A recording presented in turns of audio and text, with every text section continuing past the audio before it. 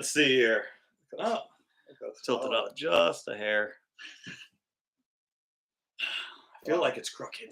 Am I pale or am I pale? Holy crap. You know what? I look 10 times bigger than you. I think it's just the angle. I'm shrinking. Yeah. You know what though? They're gonna have to deal with this. This is the way it is. Yeah. You look good, Bob. Well, thank you very much. Thank you. All right, so here we are. This is What I'm Watching, Volume 9.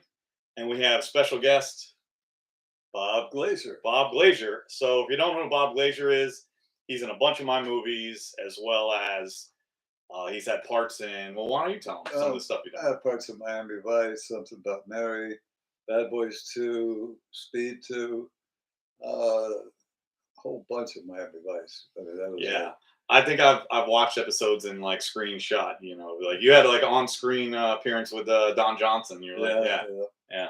A lot of movies with untitled. What do they call it?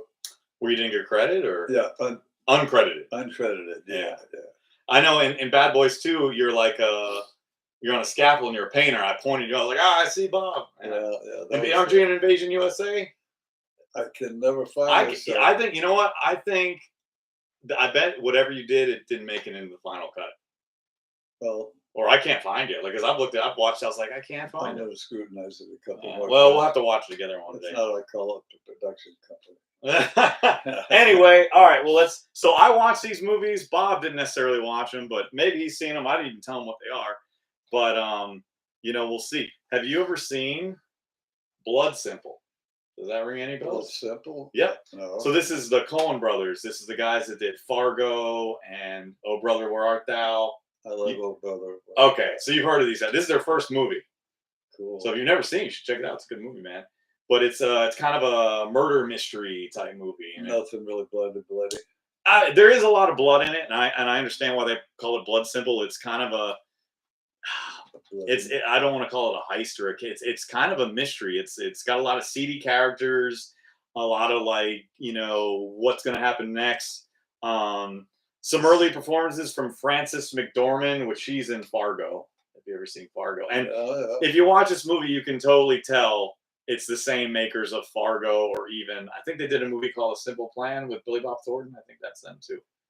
A lot of it sounds familiar. Yeah, but I don't always remember that. You might have seen this and forgot. I mean, this came out in 1983. Oh yeah. Yeah, I was 2 years old. You were what, 30 something maybe? 40. What year? 83.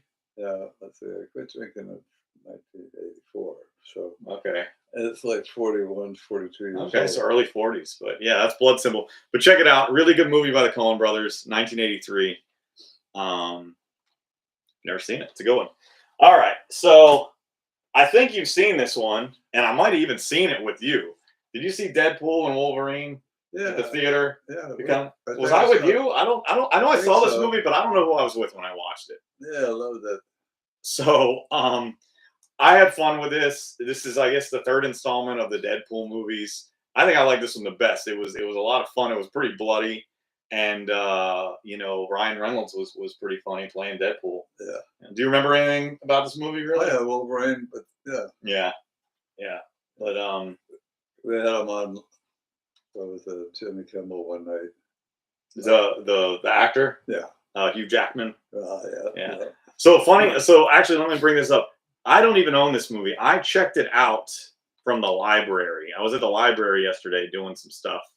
That's my other office. And a lot of people don't know that. You can check out DVDs from the library. There's the rental slip. You ever do that? You ever check out a movie from the library? Just a couple times. Yeah. I was doing a lot during COVID because there wasn't, or no, it was before COVID because you couldn't go to the library during COVID. But and you don't have to worry about rewind. Yeah. They didn't have any Blu-rays, but you know, whatever. Beggars can't be choosers. But cheap way to get movies. If you can't stream it, go to the library. You can rent Deadpool and Wolverine. Excellent.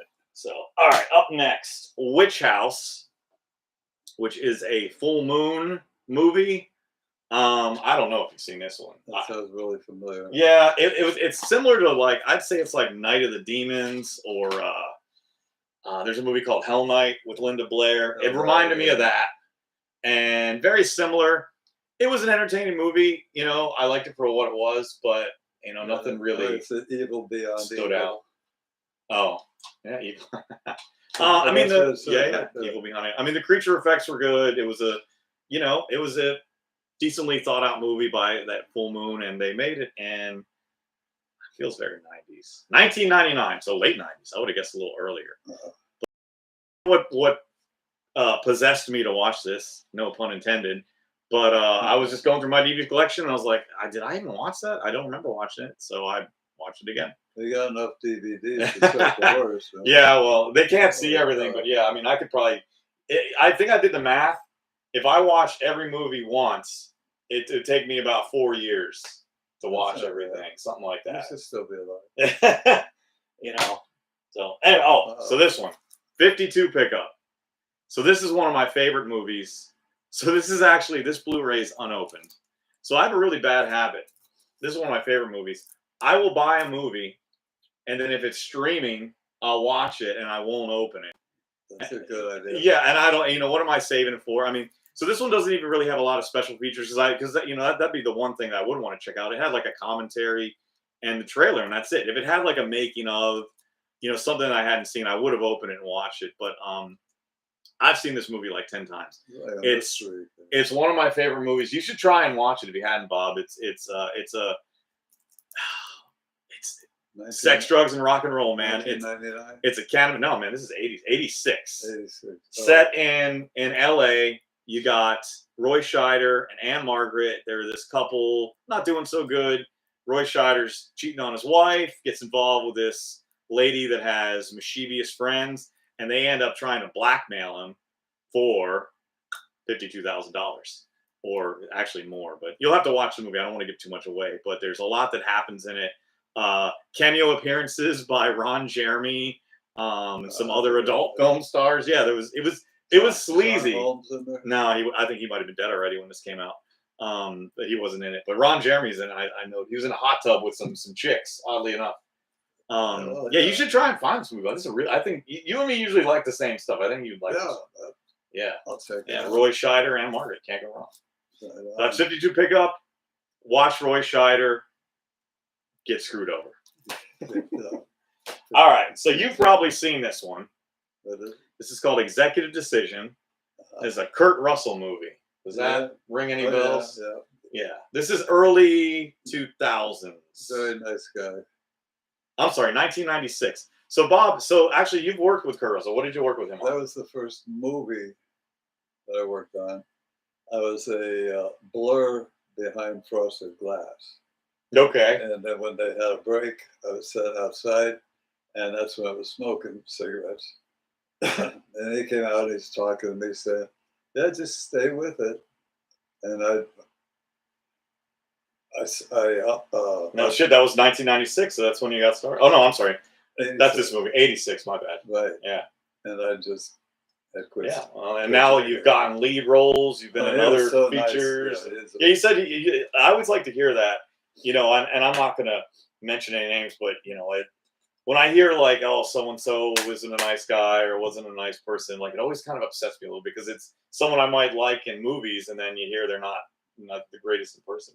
I know, it's unbelievable. But you said he was a cool guy. Very cool. Yeah. I like Kurt Russell. I don't think I've seen too much I didn't like him in. I like him as an actor. I probably like him as a person. And Marilyn Hemingway? Well, she's done this. So anyway, Executive Decision with Kurt Russell. He is, what I liked about this one, he kind of played more of an intellectual rather than a Snake Plissken type character, which is a little different for him. And, but his brains are what saves the plane, really, rather than his brawn. So that was kind of cool. But it's a terrorist hostage crisis airplane movie. And I think modern audiences, if you watch this today, they might be like, oh man, that's a little biased or whatever. But you know, I don't know. Yeah, I'm not gonna go too deep into that. But entertaining movie nevertheless. Steven Seagal is in it. You ever work with Steven Seagal? He was in. Yeah, he's cool. Yeah, Steven Seagal, Oliver Platt. Man, there's Halle Berry, John Leguizamo. I mean, you got a who's who. John Leguizamo. Yeah, he was in The Pest. Did you work on that? Yeah. Oh, The Pest. Yeah. I don't have that one. Yeah. Remember when that came out? Anyway, executive decision, terror sausage movie, if that's your jam. Okay, all right, we got one more. Last but not least, this is Cloak and Dagger. So I didn't actually watch on the VHS, but I thought I'd pull it out because I have one. This isn't like my original VHS from when I was a kid, or I just, unfortunately, but that's how I remember it looking in the video stores. You know, does that ring any bells to you, Bob? Does that look familiar at all? Oh yeah. Yeah, Dabney Coleman. You heard of him? Yep. 9 to 5. He's in Clifford. He's in this bunch of stuff. So anyway, I watched it on this very nice Vinegar Syndrome release that came out a few years ago. This is actually my favorite release that they've done. They really did a great job of this one. So if you've never seen the movie, let me show you something. The actual movie comes in this cartridge. It looks like an Atari game cartridge. Like, so in the movie you see this, Right. and it says, you know, it's like it looks just like the thing, but you know, you got That's cool. the 4K or whatever in there. So yeah, I thought that was really cool. And this also comes with Mr. Magoo. in the box. You got this cool. No. No. That's Jack Flack.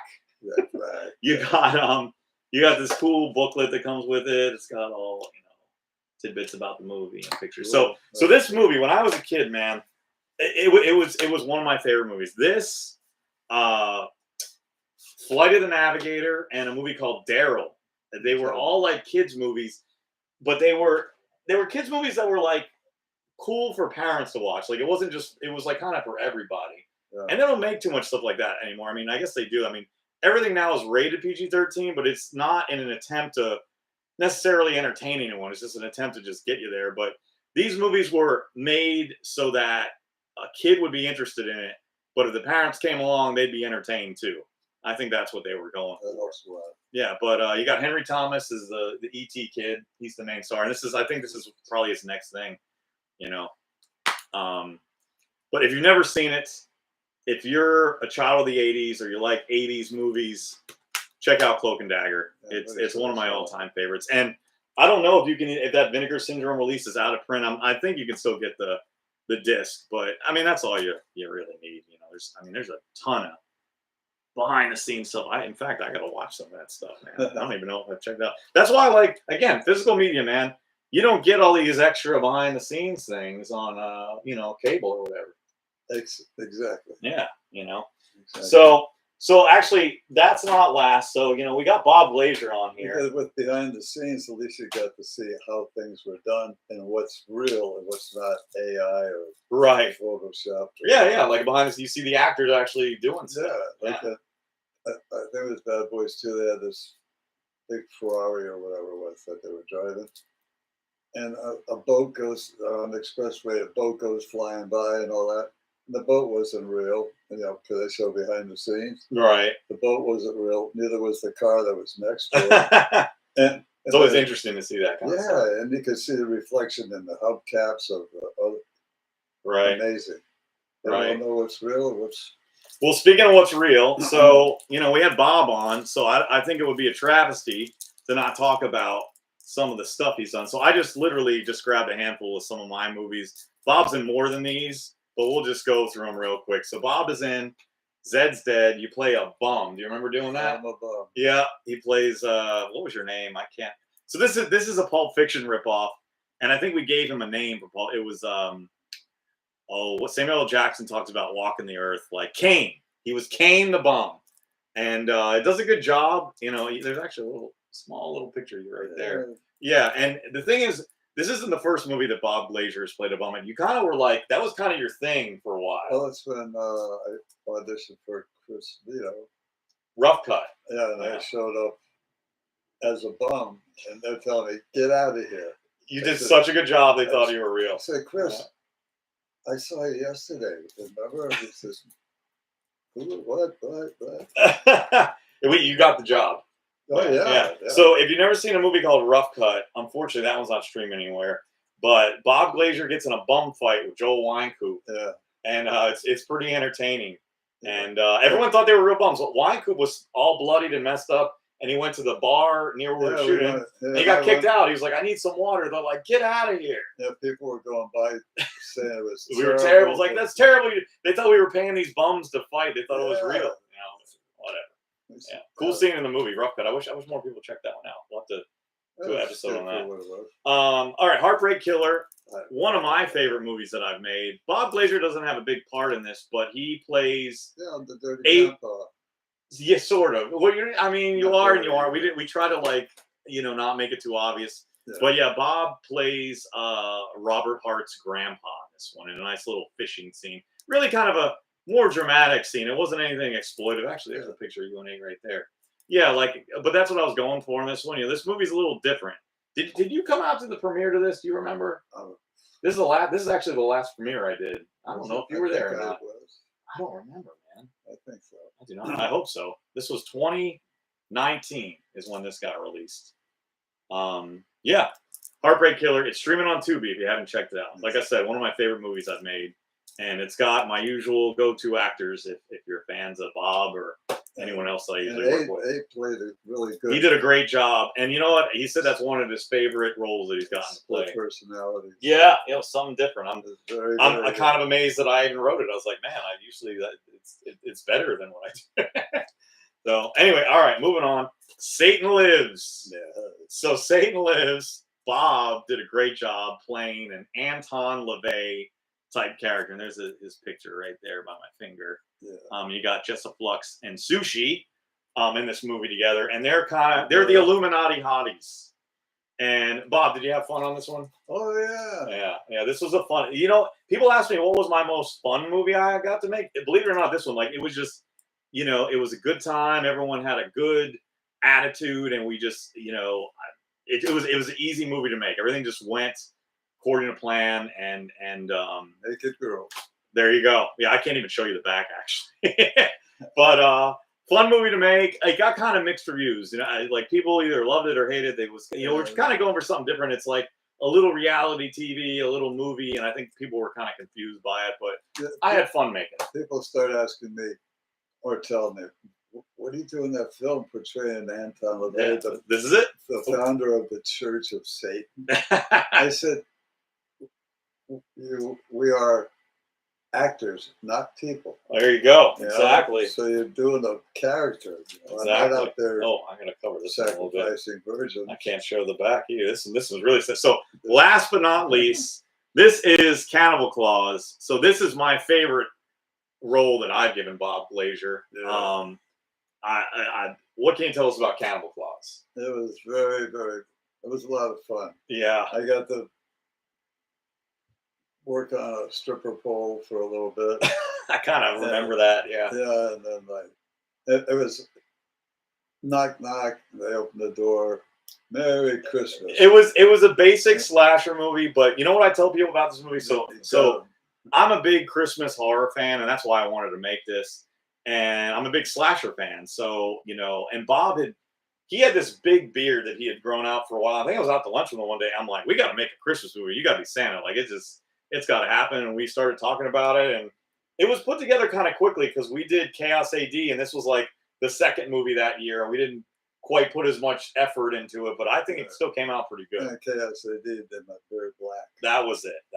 Yeah. That was a lot of fun though, because it had some humor to it, right? And the gore, but I think it comes off funny. It's kind of goofy. You can live with. Yeah. I mean, there's certain parts you might want to fast forward it so your mother doesn't freak out. Here's what does someone say? Cannibal Claus is another effing disgusting piece of raunchy cinema, and I effing love it. Oh, beautiful. That's from Mac Brewer of our That's good site. reviews. Yeah. So we got actually a lot of reviews on this. I think I have it saved. I got like a meme I made out of it, but I had a lot of fun making this shit. When did we do this? 2016. So almost 10 years. I mean, no, 9 years old. Yeah. And then has a cartoon character, so to speak. Cartoon character? Yeah, the one with me. Oh, yeah. So, yeah, this art. So there's two different arts. Here, while we're doing it. Here, look, I don't even have to go that far, Bob. Check it out. I got the Christmas stuff. Great. Hold on, guys. Oh, here, I found it. So this is the original release of Cannibal Claus. This is the DVD. that we did, and it's a DVD CD combo. And once again, I can't really show you anything because it's graphic, but this was the alternate art. I like both, you know.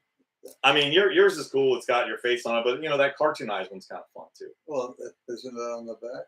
I mean, when you open it up, isn't it? I mean, in this one, yeah. So you got the, yeah, we did. We actually, yeah. I can't show too much, unfortunately, but you get the picture. Yeah, Facebook photo back. Yeah, I'm already on a thin line. You know, I probably showed too much already, so I don't want to get into that. But anyway, oh, you know, actually, one last thing I'm going to mention, and actually, Bob, these are yours. So we talked about this a couple weeks ago. Bob let me borrow. Yeah, this is yours. Oh, that. Yeah. Okay. These are the terror cards, and some of these might be a little, but that's Bob's card right there. And this is the original set, right? This is the first set. Yeah, that's really cool, Bob. Well, they did different characters from the different independent films, right? With a little biography. And if you hadn't seen it or picked it up, you know, we got one for Swamp Woman, and that's Sushi's kiss card that she signed. She has a nipple card. And yeah, I've got a few of these. If you want one, hit me up. If not, check on the site. They might be sold out, so you might have to go through me if you want one. But that's the Swamp Woman collector card. So you don't have her nipple card? I do not have her nipple card. She has her nipple card. It's her nipple, so she got to keep it. It's her card. There you go. Her nipple, her card. That's the rule. Yeah. Same thing with American Alpha. Anyway, all right, guys. Thanks again for stopping by. A little late. Bob Glazier got lost. I got lost, man. My CNI dog turned. He's only been here about 10 hours. And then we got hungry, so we went to lunch. So we're here now. Crab legs. Yeah, we have crab legs. The man bought crab legs. I got him crab leg. You know, I try to take care of my actors. Yeah, he even has a guest room. I got a guest room especially for me for shenanigans. Yeah. Anyway, thanks again, Bob. Thanks for being on the show. Thanks for having me. And yeah, maybe we'll have you again. You know how to get here now. So yes, I follow the breadcrumbs. All right, guys. We'll see you next week. Bye.